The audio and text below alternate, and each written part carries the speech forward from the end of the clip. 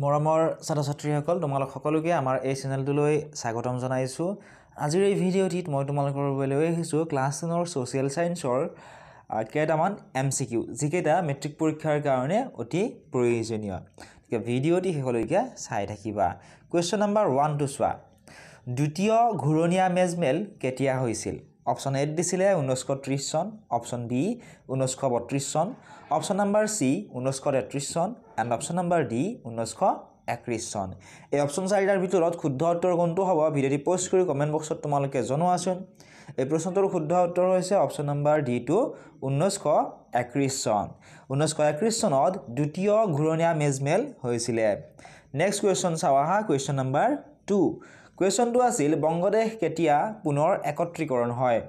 Option number এ দিছিল 1912 চন, option number B 1910 চন, অপশ্যন নম্বৰ সি 1911 চন এণ্ড অপশ্যন নম্বৰ ডি দিছিলে 1913 চন। অপশ্যন কেইটাৰ ভিতৰত কাৰেক্ট এনচাৰটি হৈছে অপশ্যন নম্বৰ সি টো 1911 চন। 1911 চনত বংগদেশ পুনৰ একত্ৰীকৰণ হয়। তোমালোকে যদিহে ডেইলি এনেকুৱা ধৰণৰ কুইজ খেলিবলৈ বিচৰা আমাৰ হোৱাটছআপ চেনেল আৰু টেলিগ্ৰাম চেনেলত জইন কৰি ল'বলৈ নাপাহৰিবা। লিংকসমূহ ডেছক্ৰিপশ্যনতে পাবা। Question number 3। মহাত্মা গান্ধীৰ জন্ম কেতিয়া হৈছিল? অপশ্যন এ 1870 চন, অপশ্যন নম্বৰ বি 1872 চন, অপশ্যন নম্বৰ সি 1871 চন এণ্ড অপশ্যন নম্বৰ ডি 1869 চন। অপশ্যন কেইটাৰ ভিতৰত কাৰেক্ট এনচাৰ হৈছে অপশ্যন নম্বৰ ডি টো 1869 চনত মহাত্মা গান্ধীৰ জন্ম হৈছিল। কুৱেশ্যন নম্বৰ 4 চাওঁ আহা। কুৱেশ্যনটো আছিলে বংগ বিভাজন কেতিয়া হৈছিল? কিমান চনত বংগ বিভাজন হৈছিলে? অপশ্যন নম্বৰ এ 1903 চন, অপশ্যন নম্বৰ বি 1901 চন, অপশ্যন নম্বৰ সি 1902 চন এণ্ড অপশ্যন নম্বৰ ডি 1905 চন। অপশ্যন কেইটাৰ ভিতৰত শুদ্ধ উত্তৰ হৈছে অপশ্যন নম্বৰ ডি টো 1905। 1905 চনত বংগ বিভাজন হৈছিলে। এতিয়া চাওঁ আহা কুৱেশ্যন নম্বৰ 5 টো। কুৱেশ্যনটো আছিলে জালিয়ানৱালাবাগৰ আন্দোলন কেতিয়া হৈছিল? ইয়াত কুৱেশ্যনটো টাইপ কৰোঁতে অলপ ভুল হ'ল, তোমালোকে শুদ্ধ কৰি ল'বা। অপশ্যন এ দিছিল 1919 চনৰ 11 এপ্ৰিল, অপশ্যন নম্বৰ বি 1919 চনৰ 13 এপ্ৰিল, অপশ্যন নম্বৰ সি 1919 চনৰ 10 April and option number D 1919 চনৰ 12 এপ্ৰিল। অপশ্যন কেইটাৰ ভিতৰত শুদ্ধ উত্তৰটো হৈছে অপশ্যন নম্বৰ বি টো 1919 চনৰ 13 এপ্ৰিল। জালিয়ানৱালাবাগৰ আন্দোলন হৈছিলে 1919 চনৰ 13 এপ্ৰিল তাৰিখে। এতিয়া কুৱেশ্যন নম্বৰ 6 টো চোৱা। কুৱেশ্যনটো আছিল সত্যাগ্ৰহৰ ভিত্তি হ'ল? অপশ্যন দিছিলে এ সত্য, অপশ্যন নম্বৰ বি দিছিলে অহিংসা, অপশ্যন নম্বৰ সি হিংসা এণ্ড অপশ্যন নম্বৰ ডি দিছিলে আগ্ৰহ। অপশ্যন কেইটাৰ ভিতৰত কাৰেক্ট এনচাৰটি হৈছে অপশ্যন নম্বৰ বি টো অহিংসা। সত্যাগ্ৰহৰ ভিত্তি হৈছে অহিংসা।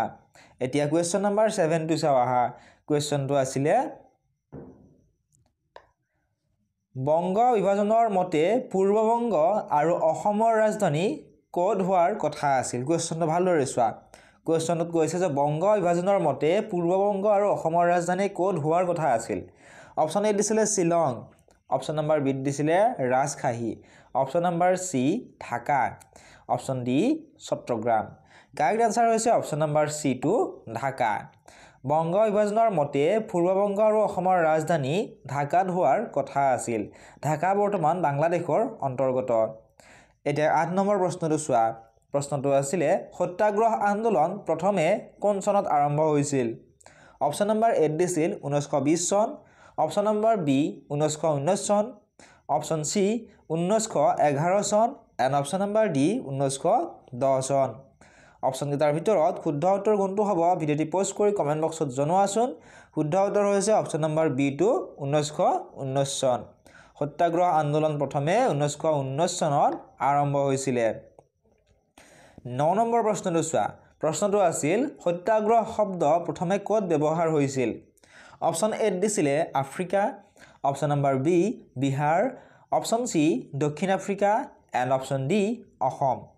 কাৰেক্ট এনচাৰটি হৈছে অপশ্যন নম্বৰ সি টো দক্ষিণ আফ্ৰিকা। সত্যাগ্ৰহ শব্দ প্ৰথমে দক্ষিণ আফ্ৰিকাত ব্যৱহাৰ হৈছিল। আজি প্ৰায় আমি 10টা কুৱেশ্যন আলোচনা কৰিম।